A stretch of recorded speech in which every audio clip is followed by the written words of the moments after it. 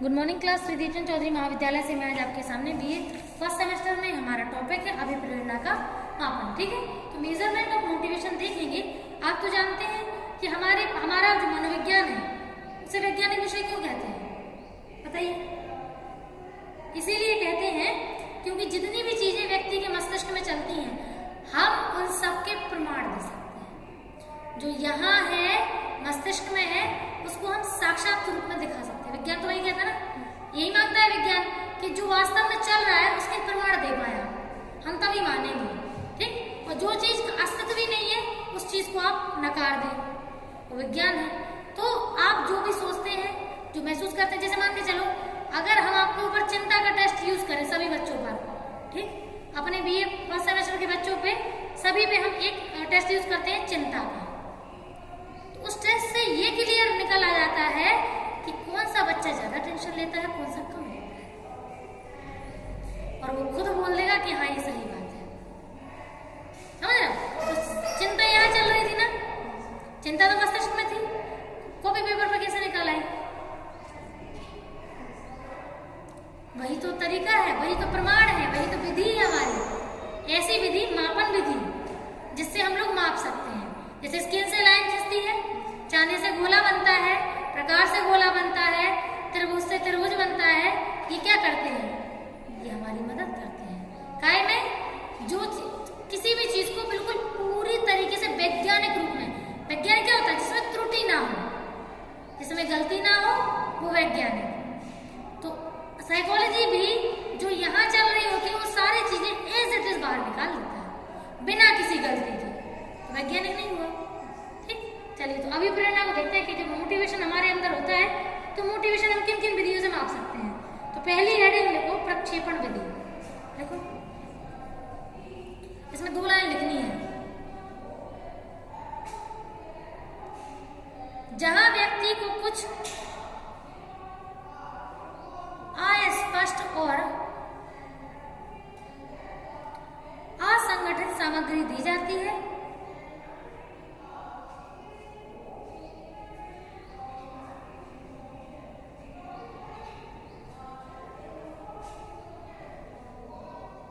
और उस व्यक्ति से उसका वर्णन करने को कहा जाता है।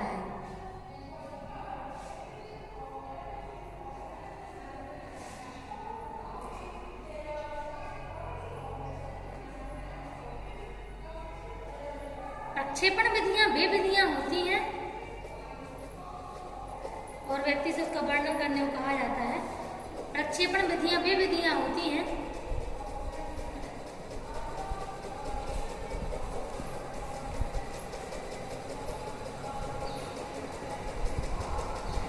जिनकी सहायता से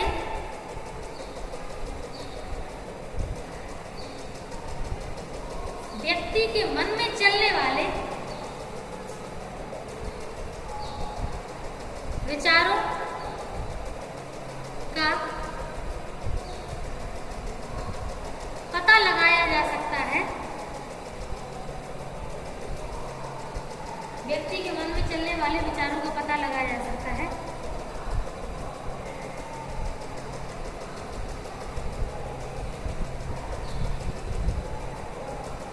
बिना व्यक्ति को पता चले।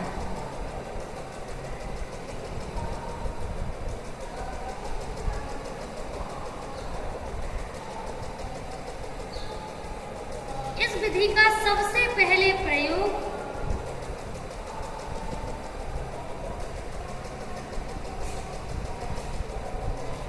हरमन रोरशाक, रामेव की रो, रावड़ा राव, उसके ऊपर आधा रा,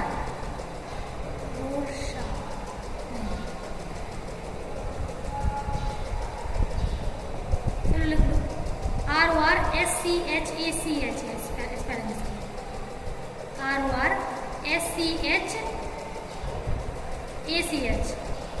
रोरशाक। ठीक, हरमन रोरशाक ने सन 1921 में, देखो हरमन रोरशाक ने सन 1921 में रोरशाक स्याही धब्बा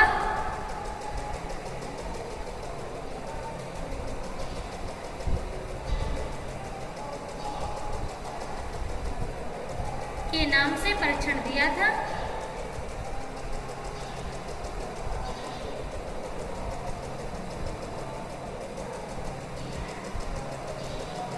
लेकिन मतलब प्रॉब्लम क्या हो गई थी, रोशाक जो है वो 1921 के बाद एक्सपायर हो गए थे। उनका टेस्ट बंद तो गया था लेकिन थोड़ा इनकम्प्लीट था। उनके मरने के बाद एक पर्सन और है, ई से उनका नाम आता है, लेटर ई से, हम उनका नाम भूल जाते हैं हर बार। तो उन्होंने उनके टेस्ट को कंप्लीट करके पब्लिश करवाया था 1925 में। तो इसका रियल बर्थ तो 1921 है क्योंकि आया तो उसी साल में था, लेकिन पब्लिश की अगर बात करें तो 1925 माना जाता है। तो इतना जरूरत नहीं पड़ेगी आपको, मेन यही है। अब इसमें लिखो, इसके बाद हेनरी मरे ने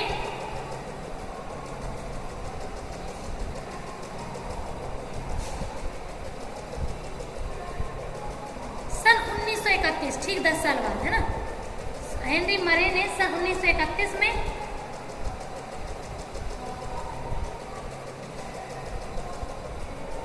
TAT,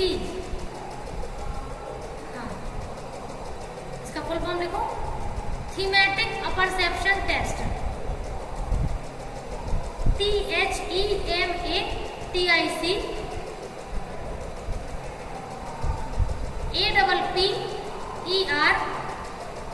APPERCEPTION, apperception test, TST test, ठीक है। तो TAT नाम से दिया है।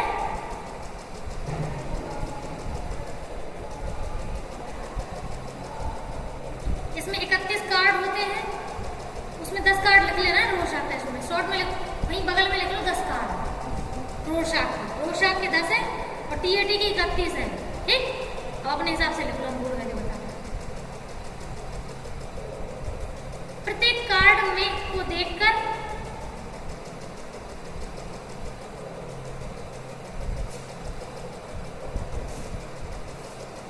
व्यक्ति को उसमें जो भी कहानी नजर आए वो लिखनी होती है।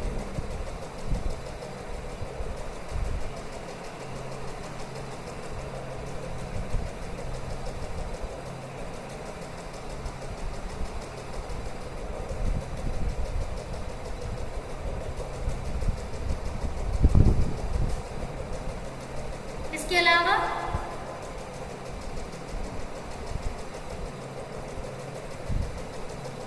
शब्द सहचर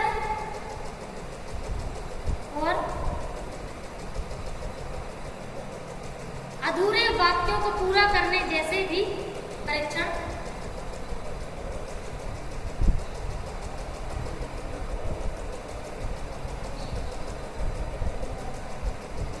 प्रक्षेपण विधि के अंतर्गत आते हैं।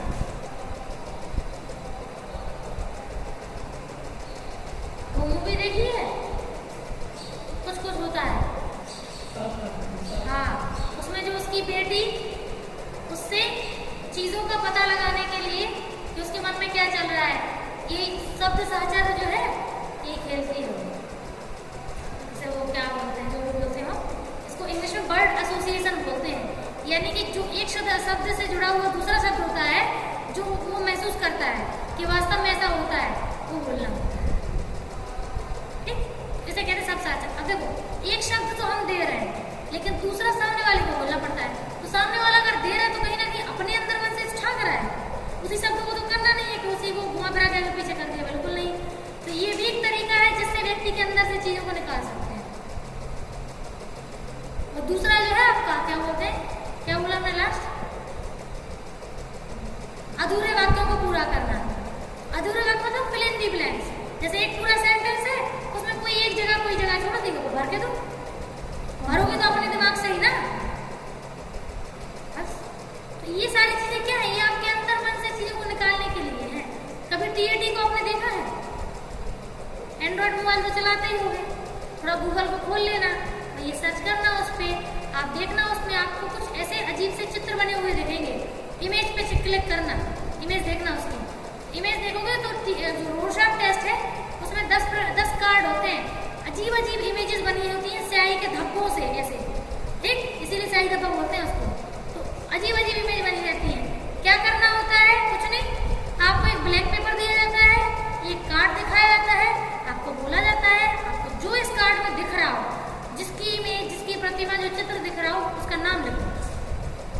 जैसे ही आप एक कार्ड का पूरा कंप्लीट कर लेते हैं, वो कार्ड वापस रख देते हैं, वो जो आपने लिखा है वो वापस ले लेते हैं, फिर सेकंड कार्ड देते हैं, फिर सेकंड ब्लैंक पेपर देते हैं, सेम उसको करते हैं, 10 कार्ड अप्लाई करते हैं, फिर जो जो आपने लिखा होता है उसको पूरा एक साथ कंबाइन करके उसका जो मैनुअल होता है, उस मैनुअल की सहायता से जैसे उत्तरमाला से उत्तर मिलाते हैं, ऐसे मैनुअल से उसका उत्तर मिलाते हैं कि अगर इनका ये आया है इसका मतलब उनकी मस्तिष्क में चल के आना है। ये बहुत गजब का टेस्ट है। इससे तो सामने वाले को भी पता नहीं चलता है कि हमारे अंदर से निकाल के आने हैं। वो कितनी भी कोशिश कर ले छुपाने की, वो छुपा ही नहीं पाएगा, क्योंकि उसको यही नहीं पता छुपाना क्या है। मेन बात नहीं। जैसे अगर आपके सामने दूसरी विधि है प्रश्नावली विधि, प्रश्नावली में साफ साफ क्वेश्चन लिख दिया कि अगर आपके घर में अचानक से कोई अजनबी इंसान आ जाए जो आपका परिचित नहीं है, आपके फैमिली का परिचित है, तो आप समायोजन नहीं कर पाते हैं, तो आप तुरंत टिक मार देंगे हाँ। इसमें आपको पता है ना कि आपको क्या बताना है क्या नहीं। अगर आप अपने आप को महान दिखाना चाहते हैं तो आप लगा देंगे नहीं, अगर सच एक्सेप्ट नहीं कर रहे हैं तो नहीं लगा देंगे, और सच एक्सेप्ट कर रहे हैं तो हाँ लगा देंगे। ठीक, दोनों ही सूरत में आपको पता है कि आपसे क्या पूछा जा रहा है। टीएटी में पता ही नहीं होता क्या पूछ रहे हैं, अंधा की चोट 15 मारो मेरा ऊपर, नहीं पता चलेगा। ठीक, ऐसे ही टीएटी टेस्ट है। टीएटी में 31 कार्ड हो, पहला कार्ड होता है पूरा बिल्कुल ब्लैंक, ऐसे उसमें भी एक करके जैसे पहला ब्लैंक कार्ड दिखाते हैं, पहले ब्लैंक ही दिखाया जाता है, ये नियम होता है। क्यों? क्योंकि आपके दिमाग में जो कुछ चल रहा है वो सब निकाल लेते हैं उस समय। वो कहते हैं ब्लैंक कार्ड को देख के आपको क्या महसूस हो रहा है, लिख दो। इसमें लिखनी होती कहानी, क्या आपको ब्लैंक कार्ड को देख करके कौन सी कहानी याद आ रही है, क्या समझते हैं आप, तो एक कहानी बना करके लिखनी पड़ती है। फिर होते हैं 30 कार्ड, 30 में से 10 होते हैं बच्चों पे करने वाले, 10 महिलाओं के और 10 पुरुषों के। इसमें बिल्कुल फ्लेक्सिबिलिटी होती है, आप चाहे तो 30 कार्ड यूज कर लीजिए किसी पे भी, आप चाहे तो 20 कार्ड यूज करिए, और आप चाहे तो 10 ही कार्ड यूज करिए। महिला के पुरुष के वो आपकी मर्जी होती है, इसमें कोई एकदम टाइटनेस नहीं होती है। कर लो जितने कार्ड यूज करने हैं, फिर उनका एनालिसिस कर लो। आप बताओ इसमें क्या पता चलेगा सामने वाले को, है ना साइकोलॉजी। ये सबसे दिक्कत टेस्ट है, वैसे ये अपने यहाँ तो मिलते भी नहीं है, एनएमपी में होंगे, टीएटी का तो पता नहीं है, रोशाक है लेकिन एनएमपी में है, हमने देखा है। ठीक, प्रक्षेपण का मतलब क्या होता है? प्रक्षेपण का मतलब ऐसी जगह प्रोजेक्ट करना कि व्यक्ति अंदाजा ही ना लगा पाए कि चाहते क्या है। तो प्रक्षेपण का मतलब होता है प्रोजेक्ट करना। प्रोजेक्ट क्या होता है? प्रोजेक्ट मतलब एक निशाना सटीक मारना, सही निशाना लगा, प्रक्षेपण बोलते हैं। अगला है प्रश्नावली, बस 2 लाइन लिखनी है इसमें, आपको आगे बस सब ऐसे ही है। देख लो प्रक्षेपण प्रश्नावली के लिए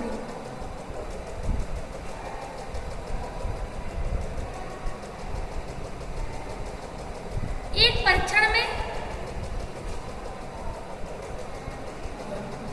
परीक्षण में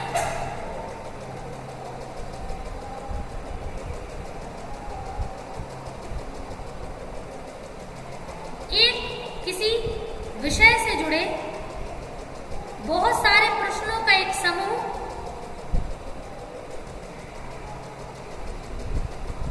प्रश्नावली विधि कहलाता है, एवं इसके साथ साथ प्रश्नों के साथ साथ उत्तर भी वैकल्पिक रूप में दिए होते हैं। अगली लाइन डालो, पारिस्थितिकी जन्य विधि।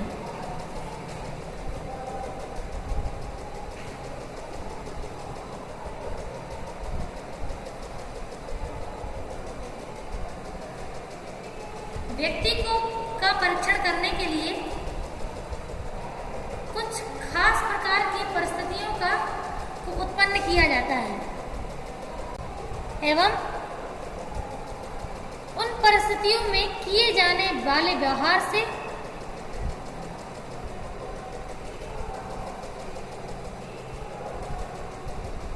उस व्यक्ति की अभिप्रेरणा स्तर का मापन किया जाता है। ऐतिहासिक घटनाओं का विश्लेषण।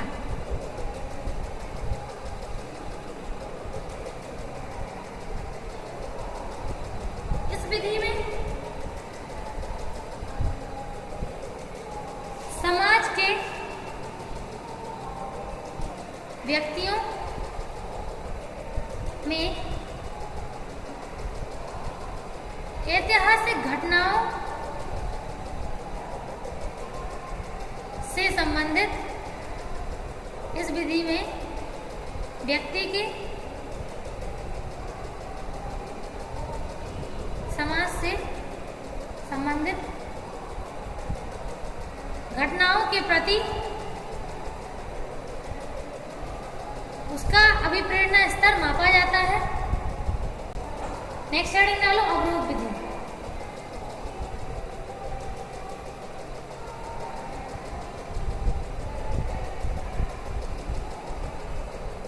लक्ष्यों की प्राप्ति में आने वाली बाधाओं, लक्ष्यों की प्राप्ति में आने वाली बाधाओं का वर्णन किया जाता है जब एक से अधिक कई सारे अभिप्रेरक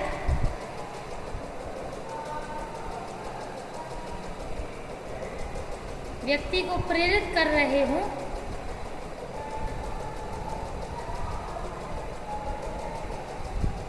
तब एक सही अभिप्रेरक का चयन करना चयन विधि कहलाता है।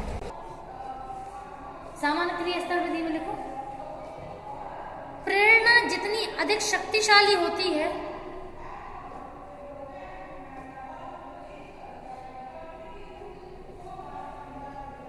कार्य करने और लक्ष्य प्राप्ति में उतना ही अधिक बल प्रयोग होता है। नेक्स्ट और लास्ट देखो, अधिगम विधि।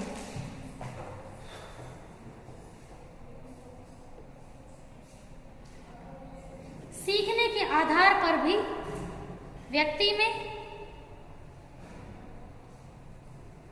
अभिप्रेरणा स्तर का मापन किया जा सकता है उसकी रुचियों के माध्यम से।